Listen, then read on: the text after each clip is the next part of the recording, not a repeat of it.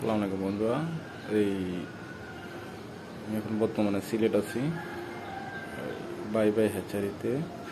তাই এই বোর্ডটা আজকে রেডি করলাম।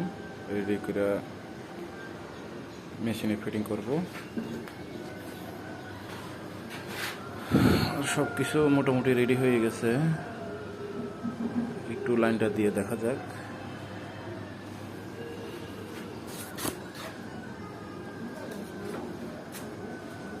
লাইনটা দেব।